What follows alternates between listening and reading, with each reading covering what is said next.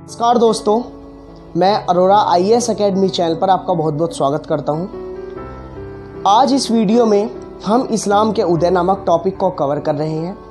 इस टॉपिक में हमने समस्त एग्ज़ाम की दृष्टि से महत्वपूर्ण पॉइंट लेने का प्रयास करा है और जो कुछ टॉपिक रह गए हैं वह नेक्स्ट वीडियोज़ में कवर किए जाएंगे। तो आइए इस्लाम के उदय की ओर अपना दृष्टिकोण लेकर चलते हैं।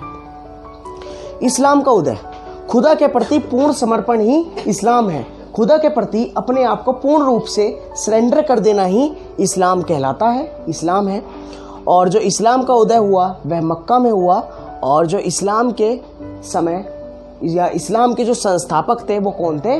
मोहम्मद साहब थे। इस्लाम के जो संस्थापक थे वो मोहम्मद साहब थे और मोहम्मद साहब जी का जन्म 570 ईस्वी में मक्का में हुआ। और ये कौन सी जनजाति के थे? ये कुरैश जनजाति के थे। समझ आ रहा है? और मोहम्मद साहब जी के पिताजी का नाम अब्दुल्ला था। क्या नाम था? अब्दुल्ला था और माता जी का नाम अमीना था।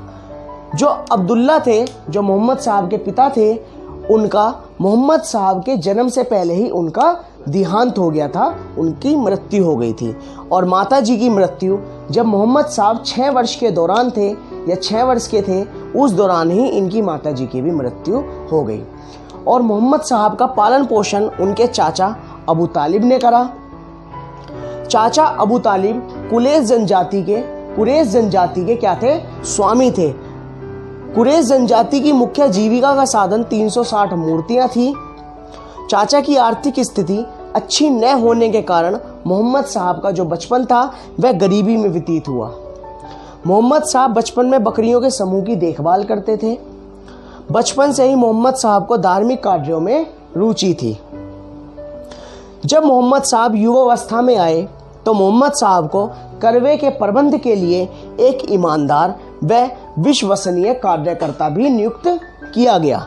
और जब इनका कार्य लग गया, इनका वेतननामा कार्य लग गया, यानी कि ये नौकरी पेशे वाले हो गए, तो 25 वर्ष की आयु में, जब मोहम्मद साहब 25 वर्ष की आयु के थे, तो मोहम्मद साहब का विवाह 40 वर्ष की धनी महिला खतीजा के साथ कर दिया गया।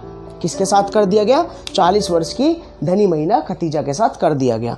यह बात आप ध्यान रखना कि इनकी पत्नी का नाम क्या था? खतीजा का, इनकी पत्नी का नाम खतीजा था। विवाह के बाद भी मोहम्मद साहब धार्मिक खोजों में लीन रहे।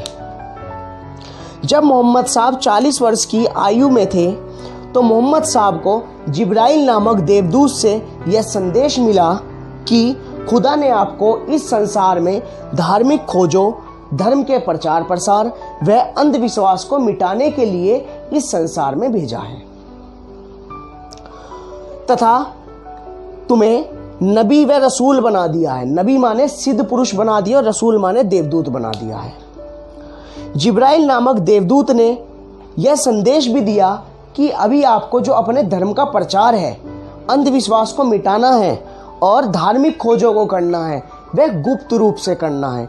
जब तक मेरा दूसरा आपको संदेश प्राप्त नहीं होता या ईश्वर आपको जब तक दूसरा संदेश नहीं देता, आपको अपने धर्म का प्रचार गुप्त रूप से करना है। ठीक है?